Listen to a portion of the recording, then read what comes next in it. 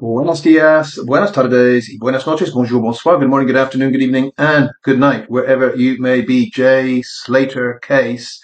And it is Monday, 11th of May. So later today, if all goes well, no promises, if all goes well, we should have a delayed Sunday roast because a lot of stuff has been put out there lately that needs to be roasted. And it may well be that Welsh lamb is back on the roast menu.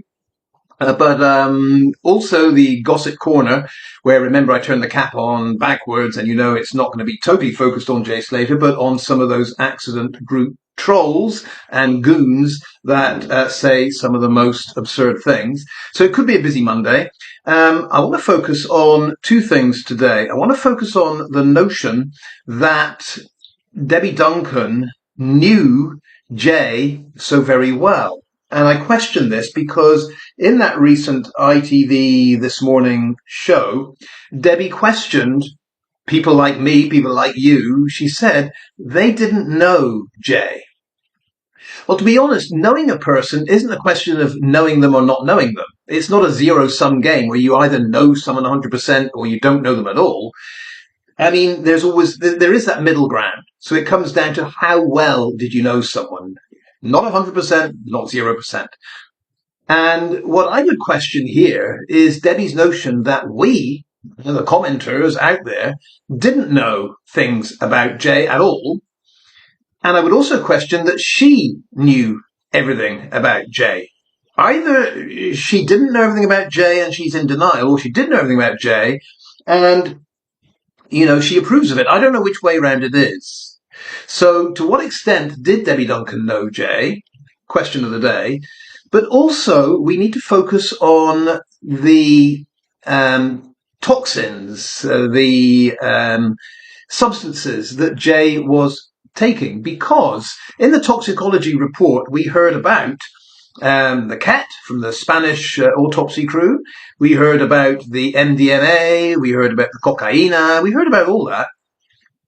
We didn't hear about the laughing gas, the nitrous oxide, or whatever it was in balloons. And I think that's because, I don't know, I'm not a scientist, I think it's because the residue of that doesn't last in the body very long. I don't know that it's something that can be traced in an autopsy, but we need to think about it because it can have a very, very serious effect on people that take it. Now, there is that social media post out there, a photo, a pic of Jay. It looks like a few years younger than when he went to Tenerife. I think he's standing with one or two mates. They have balloons, and it looks like Jay was doing balloons. That's what it looks like to me. I mean, teenagers don't tend to carry around a balloon if it's party time. I think they're doing balloons. And we've also got to remember, was it not Brandon that said that when he saw Jay later on in that evening or that nighttime, that Jay was standing outside Sugar Reef doing balloons? Brandon was quite specific. He didn't see him inside. He said, I believe, he saw Jay outside doing balloons. So, to add to that cocktail of substances that was in Jay, I think we need to entertain the idea that Brandon's right about that, and that some other substance was floating around in Jay's system that no doubt impaired his judgment and many other things. I'm now appealing to Debbie Duncan to get on board with this campaign. There is a campaign out there to make it aware to parents in particular how dangerous these balloons, nitrous oxide and butane can be. And for that, I'm going to turn to an article. I will put the link to this article in the description of the video, and you can read it at your leisure. But it comes from, and thank you to an eagle-eyed commenter that saw this and passed it on to me, it comes from Wales Today. So you'd have thought, people like Ivor Lovelace, that are very concerned about what's happening in the Principality, would be also concerned with this article in Wales Today. Let's have a quick look at it. The headline is, and it comes from May the 2nd, 2026, so not that long ago, Mum discovered son had died from laughing gas tragedy after seeing Facebook post. I went onto Facebook and someone had written R.I.P. John Kane. So I guess the son was John Kane, and this poor mother discovered that he had died doing balloons. from Facebook, of all things. A mother who learned of her teenage son's death when she saw RIP posted on his Facebook page has spoken of the stark warnings she now gives to young people she sees inhaling gas from balloons in the street. Let me pause there. This is where I think Debbie Duncan could join forces with Emma, I think her name is Emma Kane, and really make a change for good here and campaign against these balloons and these people that are supplying the balloons and the gas to the youngsters.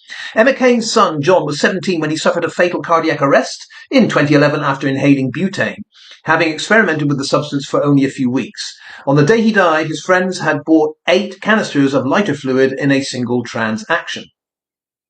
15 years on, the mother of 5 is determined to confront what she sees as a growing national problem, the rising use of solvents and nitrous oxide, both classified as Class C drugs. She now urges parents to recognise the risks and to speak openly with their children about the harm these substances can cause, the Mirror reports. And this is exactly what I would love Debbie Duncan to do, to speak openly. Not only with their children, but to society at home. Debbie Duncan has a platform now. She's well known. She's been on the media. How about she pivots to say, I want to use my influence to discourage kids from doing this kind of thing? Will she do that? Don't hold your breath. Where do we go from here? An inquest last year found... I've lost my place. There it is. An inquest last year found that Amy Louise Leonard, 20, from Bolton, there we go, that's up in Lancs, she died in tragically similar circumstances to John after inhaling laughing gas. Amy had shared a Facebook message urging young people to put down their balloons just days before her death, describing how repeated abuse had left her temporarily unable to walk. Now, temporarily unable to walk, you know, we've heard so much about Jay going down a ravine and he fell off a mountain. All I'm saying is the words temporarily unable to walk make me think you could reach a stage doing these balloons where your walking is severely impaired. Your judgment is severely impaired. Who's to say Jay did not do one of these balloons just before he headed out of the Airbnb? We don't know. I don't think Debbie knows, and yet she doesn't want to talk about this. Why is that? Emma told the Mirror how irate she becomes when she sees discarded gas canisters littered around town and city centres, reminding her of her son's death. I get angry. I came out of my son Joshua's flat a few weeks ago, and as I walked past the green area where they put their rubbish, I didn't count them, but there was a good 7 or 8 canisters put there for rubbish, and it just makes me so angry. I wonder how angry Debbie Duncan gets when she hears this kind of story about her neighbourhood. It was early in the morning. I was getting my youngsters ready for school when the police called me. They said that something had happened. Obviously didn't say over the phone that they were sending some officers to see me. She said when recalling the devastating moment in 2011, she learned that what had happened to her son. When I came off the phone, I just threw it on the sofa. A few seconds later, I picked it up and went on to John's profile on Facebook, and someone had written R.I.P. John Kane. That's how I found out, and then the police came and told me what had happened. I remember collapsing to the floor and being picked up. Then the police came. They took me into the living room. My sister made me a sweet cup of tea and then took my little ones to school for me. John was an amazing boy who would throw himself halfway across the room just to make his brothers laugh, his mum described. Age 15, he was placed into care for behavioural issues, she added, citing how he was easily influenced by his peers. I mean, this sounds so familiar to me. Was it not Jay that was so sociable, so social, he would talk to anyone, and yet I do think easily influenced by his peers? There does seem to be a pattern here. Now, Emma believes her son had an undiagnosed disorder such as ADHD or autism, conditions which were not as understood at the time. There are days I will just sit there and I will just burst into tears, she said, explaining the grief she lives with. And there's days when I'm okay. Sometimes I feel guilty for being okay. But I know he doesn't want me to be miserable. He doesn't want me to be upset every day. And I just try and do what I can to make him proud because I believe he's living through me now. And I would say, I think Debbie Duncan would feel the same. I think she would feel that Jay's memory would make her feel proud if she did something like this rather than try to shut people up from talking about the subject. We're talking about the subject now. Is that a bad thing? No, I think it's a good thing. So, Debbie Duncan, please get on board with these campaigns to make people aware of the drugs that Jay took are really, really bad. It's that simple. The article concludes, the tragedy has also left its mark on John's 4 siblings, some of whom were young when he died. It's not just obviously the parents that lose someone, it affects their friends, it affects their siblings, she explained. John was Joshua's hero, he was his idol, and he had to deal with a lot due to the loss of his brother.